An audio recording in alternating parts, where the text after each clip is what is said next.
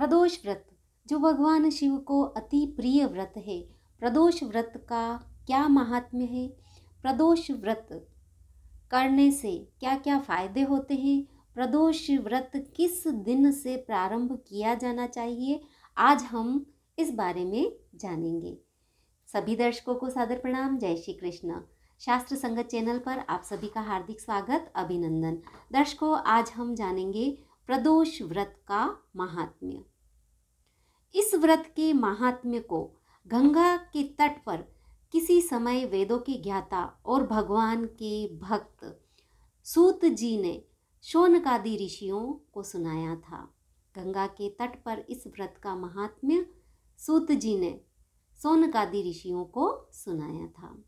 सूत जी ने कहा है कि कलयुग में जब मनुष्य धर्म के आचरण से हटकर अधर्म की राह पर जा रहा होगा, मतलब मनुष्य कलयुग में अधर्मी हो जाएगा, हर तरफ अन्याय और अनाचार का बोलबाला होगा, सब तरफ अन्याय होगा, अनाचार होगा, आचरण अच्छा नहीं होगा, दुराचार होगा।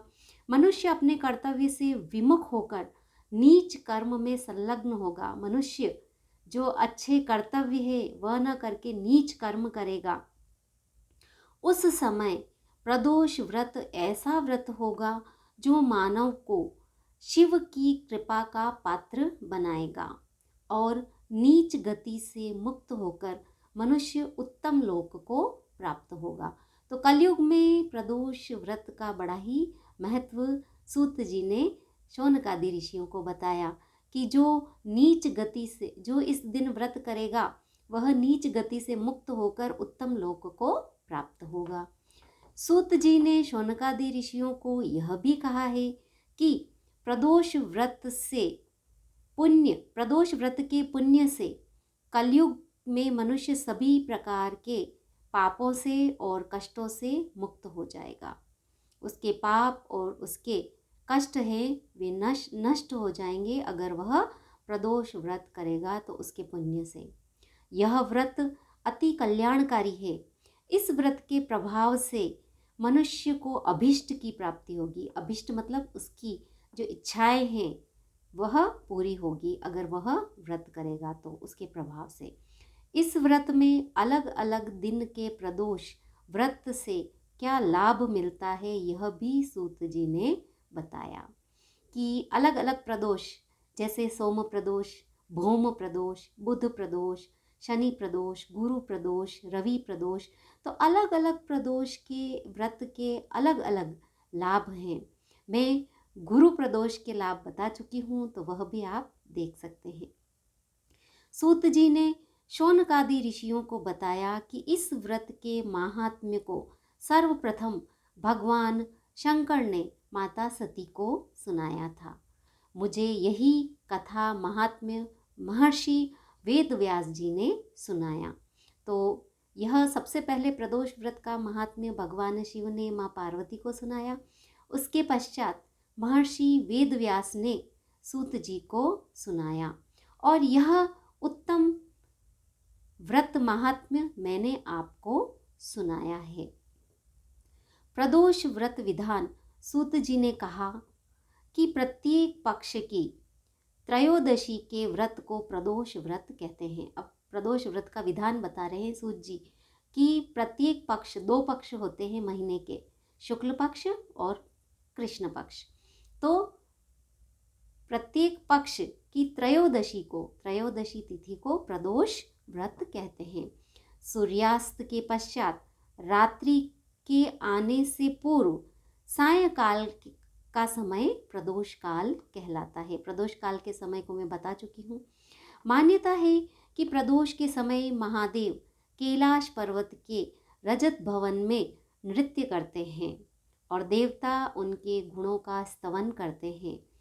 इस व्रत में महादेव भोले शंकर की पूजा की जाती है।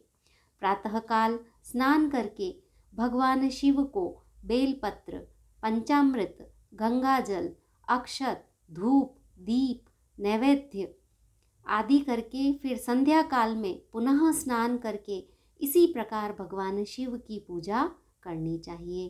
प्रदोष काल में घी के दीपक जलाने चाहिए। कम से कम 1 दीपक अवश्य करें। अगर ज़्यादा करने हैं तो आप 32 दीपक कर सकते हैं, 100 दीपक कर सकते हैं, 1000 दीपक कर सकते हैं। इस प्रकार प्रदोष व्रत करने से व्रती को पुण्य मिलता है। जो प्रदोष व्रत करता है उस व्रत धारक को बड़ा ही पुण्य प्राप्त होता है। प्रदोष एक पाक्षिक व्रत है, अर्थात प्रत्येक महीने शुक्ल पक्ष और कृष्ण पक्ष की प्रदोष कालीन त्रयोदशी तिथि को व्रत रखते हैं।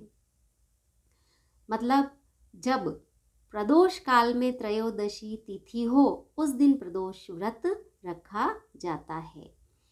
प्रदोष व्यापिनी त्रयोदशी तिथि को ही प्रदोष व्रत क्यों रखा जाता है, इसका कारण हो सकता है कि प्रदोष काल है रजनी मुखम तथा त्रयोदशी तिथि के बारे में कहा जाता है त्रयोदशी सर्वसिद्धा।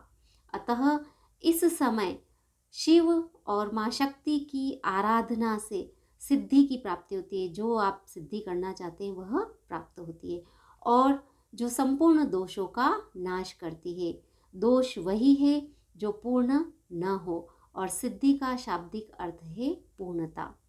त्रयोदशी तिथि में सायंकाल को प्रदोष कहा गया है।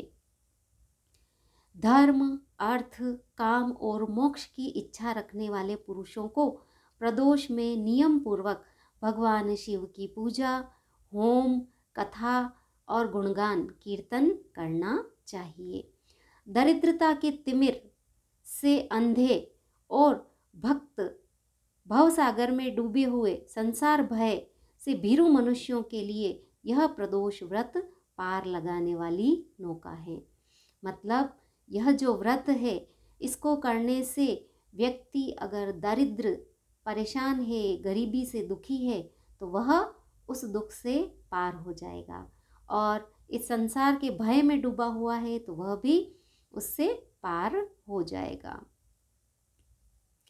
इस दिन शिव पार्वती की पूजा करने से मनुष्य दरिद्रता, मृत्यु, दुख और पर्वत के समान भारी ऋण भार को शीघ्र ही दूर करके संपत्तियों से पूजित होता है। इस दिन भगवान शिव और माँ पार्वती की पूजा करने से ही भक्त है वह दरिद्रता से दूर हो जाता है। मृत्यु का जो दुख है वह भी समाप्त हो जाता है और अगर वह ऋणी है, उसके ऊपर कर्जा है तो वह भी समाप्त हो जाता है और वह धनवान होता है। प्रदोष व्रत भगवान शिव को अत्यंत प्रिय है। इसमें सभी दोषों का शमन करने की क्षमता है। केवल प्रदोष व्रत ऐसा व्रत है जो सभी दोषों का नाश कर सकता है, शमन कर सकता है, अंत कर सकता है। अतः इसको प्रदोष कहते हैं। अब हम बात करेंगे कि प्रदोष व्रत कब से प्रारंभ करना चाहिए। तो इसमें लिखा है कि प्रदोष व्रत जब सोम प्रदोष हो, सोमवार हो और प्रदोष हो। प्रदोष मैंने समझा ही दिया कि प्रदोष काल में त्रयोदशी तिथि हो, कृष्ण पक्ष, शुक्ल पक्ष, मतलब दोनों पक्षों में प्रदोष आता है और त्रयोदशी तिथि व्याप्त हो प्रदोष काल में, जब उस दिन प्रदोष व्रत किया जाता है। और पूजा का विधान मैंने पूर्व के वीडियो में भी बताया है। तो प्रदोष व्रत कब से प्रारंभ करना चाहिए? सोमवार और प्रदोष हो उस दिन प्रदोष व्रत प्रारंभ करना चाहिए। तो दर्शकों, मैंने सुनाया प्रदोष व्रत का महात्म्य। वीडियो पसंद आया हो तो लाइक कीजिए, शेयर कीजिए। चैनल को अगर आपने अभी तक सब्सक्राइब नहीं किया है तो कर लीजिए, बेल आइकन को प्रेस कर लीजिए ताकि आने वाले समय में मैं जो भी वीडियो प्रेषित करूं उसकी नोटिफिकेशन आप तक पहुंच सके। धन्यवाद। जय श्री कृष्ण।